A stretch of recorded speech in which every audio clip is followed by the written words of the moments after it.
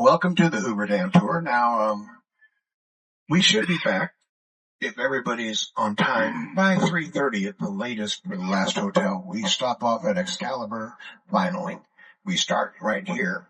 Now, usually on Horseshoe, we would take you to Treasure Island. But because of all the festivities over there right now, I did not own the tracks that they're running on. They were built by different companies, and then it's like a toll road. As they cross over certain tracks, they're bringing my back. And I was in prone position for that time. 3 months I spent on my back, and I couldn't go out the way I was supposed to go out. I think God said, no, you think you saw it, but that was just an infomercial. So I just got to hang around. I believe actually that I did die. This is just purgatory, and I'll be here forever. It's the place like that when the spirits are roaming the earth. Yeah, I'm just in spirit, but I got a little flesh on me here, and I just float around, and I'll do this until the end of time. But this is paradise. Actually, paradise got started back in 1940 by a bunch of gangsters. Yeah, imagine that.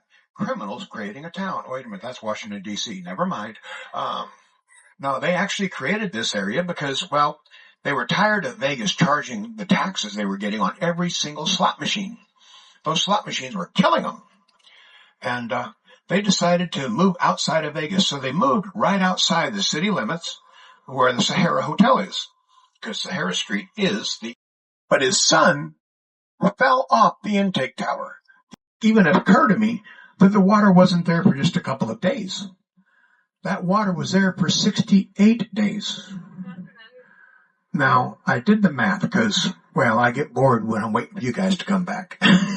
And when I figured it out to a 24-hour period, it had 2 quintillion gallons of water per day for 68 days. My phone would not figure out what the 2 quintillion to that power was. Even Apple said, are you out of your mind? We're not a Google computer. We can't do that. So, but that's a lot of water.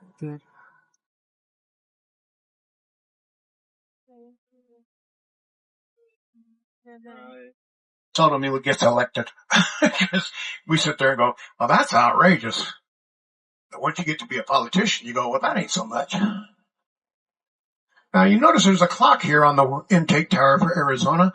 In the winter time, it's actually an hour ahead of us because they do not move their time. We fall back in fall and spring forward in spring. Weird how that works, but they do not.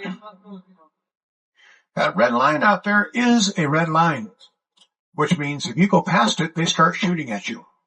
Now, they're not going to try and hit you. They're just telling you these are warning shots, back up.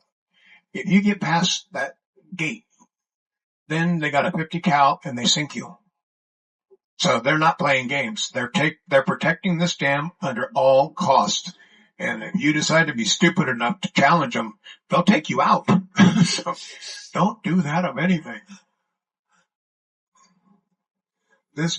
See, if you look up here on top of this building, they got that video camera, and it sees everything.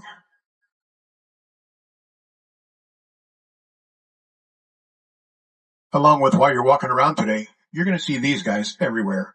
They're making sure you're safe. These winged figures of the Republic are supposed to guard the dam, but actually they're in memoriam of the 96 people who died building the dam. Now you're going to hear they'll tell you all about that. They were called drilling jumbos, 10-ton truck with 3 platforms. Very ingenious idea. And they got them done so quick because they had 30 drills on one and 24 drills on another.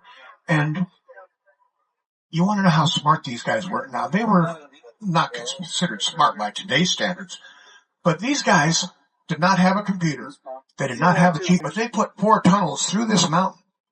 And Frank was being such a show-off that he actually, he started at both ends of the mountain, and he still met in the middle. If it was me, this would be the Swiss cheese mountains. There's no way I would have connected, because I ain't got that kind of smarts. These guys were brilliant, and yet the guys who were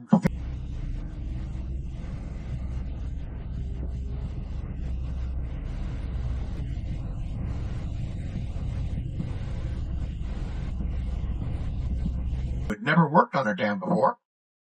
And these guys still got all the work done. Okay, Pilgrim, you either coming or going? Well, he went back, so I'm going. If they're standing there, I'll let them go, because we ain't no hurry.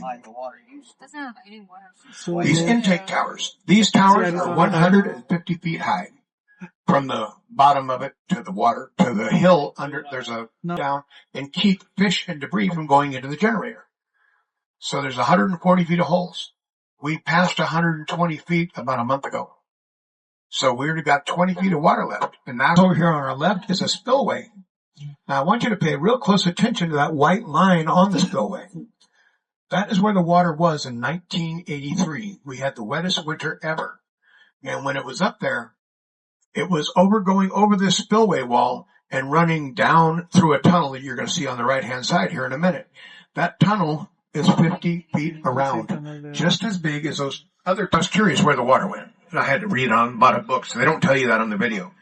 That is the world's largest water slide. At the bottom, if you don't have water, you don't have clothes, probably not even skin.